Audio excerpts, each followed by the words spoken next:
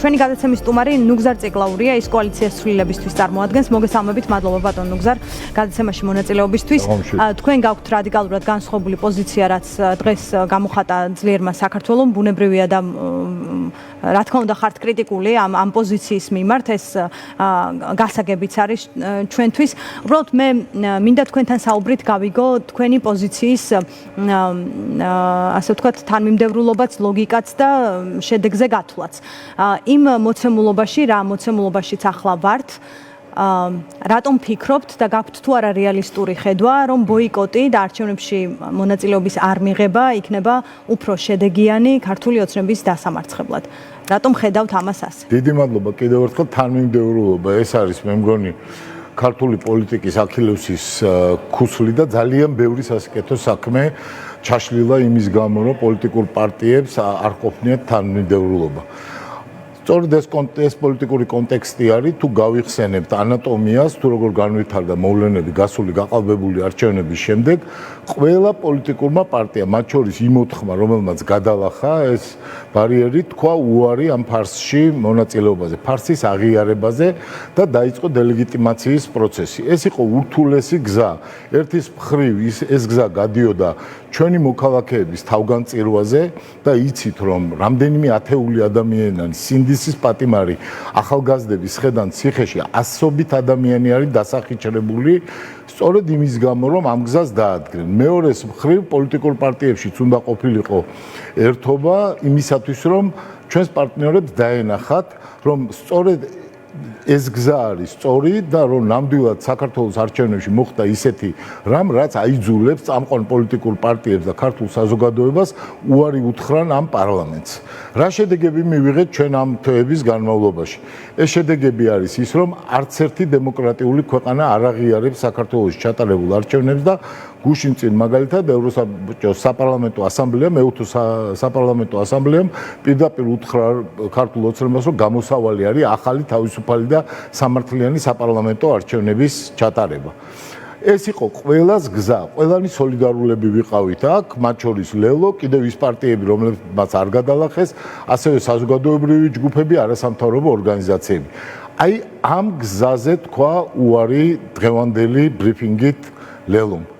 მან თქვა, რომ ეს გზა არის ფუჭი, ახალგაზრდების თავგანწირვა არის ფუჭი და ახლა ის გადადის რეჟიმთან კოლაბორაციის გზაზე. ასე დაინახეთ? სწორედ ასე, იმიტომ რომ გუშინ გამოვიდა ეგრეთ წოდებული პრიორიტეტში ისევ რჩება საპარლამენტო არჩევნების მოთხოვნა და შეუძლებელია პრიორიტეტში რჩებოდეს საპარლამენტო არჩევნების ბოიკოტი და შენ მონაწილეობას იღებდე ამ არჩევნების შედეგად დანიშნული პრეზიდენტის მიერ დანიშნულ არჩევნებში. ეს არის აქსიომა. ოცნების მიერ დანიშნული იქნებოდა. გასაგებია, მაგრამ ხო იმიტომ გამოუცხადეთ, რომ ის იყო გაყალბებული არჩევნები და გაყალბებული არჩევნების შედეგად ყოველგვარი პირდაპირი არჩევანის გარეშე, ხო? აირჩიეს ყაველაშვილი, გუშინ ამ ყაველაშვილმა მიმართა ოპოზიციურ პოლიტიკურ პარტიებს და უთხრა სავსებით ცხადად, ვისაც სურს თავისუფლება, ციხიდან გამოსვლა, მან უნდა მიიღოს ადგილობრივი თვითმმართველობის არჩევნებში მონაწილეობა. დღეს პარტია ლელო გამოეხმაურა თავისი ბრიფინგით ყაველაშვილის მიმართვას და უთხრა, რომ ჩვენ ვიღებთ არჩევნებში მონაწილეობას. მე ვფიქრობ, ყველაფერი დღესავით სპეციალურად ითქვა ყაველაშვილის მიერ, მათ ჰქონდათ დაგეგმილი, პრინციპში ეს პოზიცია მანამდეც იყო. მე რაც ვიცი, რაც დაგეგმილი ჰქონდათ, აი ამ ეთერში მოусმინე ბატონ მამუკა ხაზარაძეს, ახლავე ვამბობ, რომ მისი პატიმრობა, ისევე როგორც ბადრი ჯაფარიძის პატიმრობა და ყველა იმ პოლიტიკური პატიმრის, ნიკა გვარამიასი, ნიკა მელიას პატიმრობა, ყველასი, ვინც იქ არის, ეს არის აი ენით აუწერელი პოლიტიკური ანგარიშწორება, ამ თვალსაზრისით, ახლა შემიძლია მათ სოლიდარობა გამოუცხადო, მაგრამ მაშინ ბატონი მამუკა ამბობდა, რომ გიჟი არავინ არ არის, რომ ერთობის გარეშე გავიდეს ადგილობრივი თვითმმართველობის არჩევნებზე. ამას იმეორებდა უკლებლივ ყველა სპიკერი, რომელიც გამოდიოდა ლელოს სახელით. მაშინ რამ გამოიწვია ეს მეტამორფოზა, იმ შეთავაზების შემდეგ, რაც გუშინ მოვისმინეთ. ხო, ფაქტი არის, რომ არავითარი ერთობა არ არსებობს პოლიტიკური პარტიების, არამედ თუ ერთობა არ არსებობს, ის პარტიებიც კი, რომლებსაც არ გადაულახავთ საერთოდ ბარიერი, მაშინ ის პარტიებიც კი ბოიკოტის რეჟიმში არიან ახლა. მაშინ რამ გამოიწვია ასეთი სახეცვლილება? მე ვფიქრობ, რომ ყველაფერი ნათელი არის და ძალიან სამწუხარო არის, რომ ლელო ჩემი ღრმარწმენი დღევანდელი დღიდან აღარ არის ოპოზიციური პოლიტიკური პარტია. აქ ლაპარაკი იმაზე კი არ არის, რომ რაღაცა ერთი გზა არსებობს და მეორე გზა და მიზნამდე ორივე მიგვიყვანს რაღაცა. აქ არის უარყოფაზე საუბარი იმ მაგისტრალური ხაზის, რომელმაც უმაგალითო არნახული შედეგები მოიტანა. არასოდეს არ ყოფილა გახსოვთ 2020 წელსაც იყო საპროტესტო გამოსვლები, მაგრამ მთელი ევროპელები გვეუბნებოდნენ შარლ-მიშელის მეთაურობით, რომ მაინც უნდა შეხვიდეთ ამ პარლამენტში. ახლა მივიღეთ ვითარება აი ამ მართლა უმაგალითო პროტესტის შედეგად. ახალგაზრდების თავგანწირვის შედეგად. მთელი ევროპა გვეუბნება, რომ ჩასატარებელია ახალი არჩევნები და სწორედ მეორე დღეს, როდესაც ასეთი კოორდინირებული და ერთიანი ევროპის პოზიცია, ერთ-ერთი პოლიტიკური პარტია იღებს გადაწყვეტილებას, რომ კოლაბორაციაში შევიდეს. ერთი ასეთი კითხვა მინდა დაგისვათ, როცა თქვენ ფიქრობთ, რომ ბოიკოტი არის ყველაზე სწორი თუ არა ერთადერთი გზა. თქვენ დაინახეთ 28 ნოემბრის შემდეგ რამდენად მოხდა ოპოზიციურად კრიტიკულად განწყობილი მოქალაქეების მობილიზება და ამ პროტესტს როგორც ამბობთ შედეგი ჰქონდა.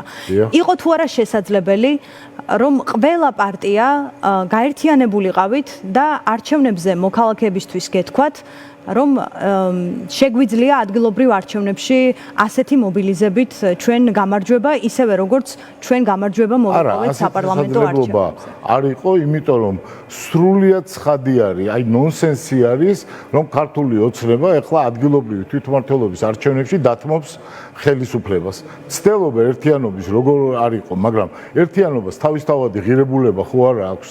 ხო ადამიანები თუ ერთიანდებიან იმისთვის, რომ რამე მოიპარონ, ეს არ არის კარგი ერთიანობა და თუ ერთიანდებიან ქვეყნის სასიკეთოდ, ეს არის კარგი ერთიანობა. როდესაც ლაპარაკია იმაზე, რომ უარყოთ ის გზა, რომელმაც მოიტანა ხელშესახები შედეგები და ავირჩიოთ სრულიად ბუნდოვანი რაღაც ადგილობრივი თვითმმართველობის გზა, სადაც კიდევ ოპოზიციური ერთობაც არ არსებობს და მაინც გადიხარ ამ არჩევნებზე, მე მაპატიეთ, მაგრამ ეს ტოვებს შთაბეჭდილებას, რომ ამ პარტიებმა ლელომ კონკრეტულ შემთხვევაში გადაწყვიტა, რომ ივანიშვილის რეჟიმში მოძებნოს თავისი როლი. ეს როლი არის სტატისტის როლი, ეს არ არის მოთამაშის როლი. ეს არჩევნები ხომ ოპოზიციის მონაწილეობით მაინც ჩატარდებოდა ლელოს რაც არ უნდა გადაეწყვიტა, იქ გახარიას პარტია გირჩია და სხვა ალბათ ქართული ოცნებაც ასევე ოპოზიციურ პარტიებს გააჩნდა. ფასი პოლიტიკური ოპოზიციური პარტიების, ხო, რომლებიც გამოიხატა მეტნაკლებად ყველა სოციოლოგიური კვლევით, რაც ახლა ტარდება. არ მინდა შეგნებულად არ ვამბობ, რომ არჩევნების შედეგებში გამოიხატა და გადალახული პარტიები არიან.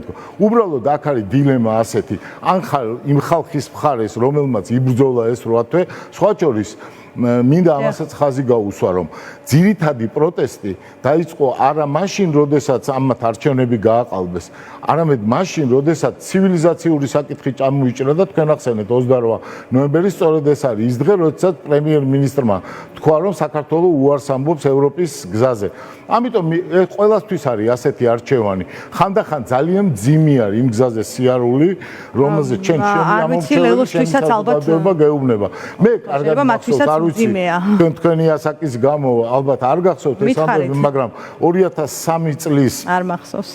ნოემბერში იყო სწორედ ეს დილემა, გაყალბდა არჩევნები, შევარდნაძის პარლამენტის ლეგიტიმაცია სურდათ და მაშინ იყო ერთი ასეთი პარტია, ახალი მემარჯვენეები, რომლებმაც ქართული ხალხის ნების საწინააღმდეგოდ გადაწყვიტა ლეგიტიმაცია მიეცა შევარდნაძის რეჟიმისთვის. მას შემდეგ ეს პარტია აღარ არსებობს ქართულ პოლიტიკურ სივრცეში. ძალიან სამწუხაროა ამ პარალელის გაკეთება რომ მიხდება, მაგრამ ლელოს დღევანდელი ნაბიჯი კოლაბორაციონიზმი ანტიხალხურ რეჟიმთან ანტიამერიკულ, ანტიევროპულ რეჟიმთან და პროირანულ რეჟიმთან მე მიმაჩნია რომ არის უმძიმესი შეცდომა. არ მგონია ევროპულ სტანდარტთან წინააღმდეგობაში იყოს არჩევნებში მონაწილეობა, რა პოზიციაც არ უნდა ჰქონდეს ევროპის. ეს არჩევნებია, რა თქმა უნდა, ეს არის ევროპული სტანდარტი. რაღაცნაირად არ არის არჩევნები. რა პოზიციასაც აფიქსირებთ, საკუთარი პოზიციის დაფიქსირების დროს საუბრობთ მოწინააღმდეგის არგუმენტებზე უფრო მეტად. აი მინდა ასეთი კითხვა დაგისვათ. პროტესტი არსებობს, თუმცა პროტესტი დღეს ამ რეპრესიული პოლიტიკის შედეგად უნდა ვთქვათ, რომ არის მაქსიმალურად დასუსტებული და წნეხი ყოველდღიურად იზრდება, კანონებს იღებს ქართული ოცნება, ლიდერებს აკავებს და ასე შემდეგ. რატომ ფიქრობთ, რომ აი ამ ფონზე საარჩევნო პროცესს მიღმა ყოფი პარტიის შემდეგ, მიღმა ყოფნის შემდეგ გაძლიერებული გამოხვალთ ადგილობრივი არჩევნების როდესაც ქართული ოცნება ლიდერებს აკავებს და ასრულებს ოცნებას. ეს მის ძლიერებაზე არ მიუთითებს.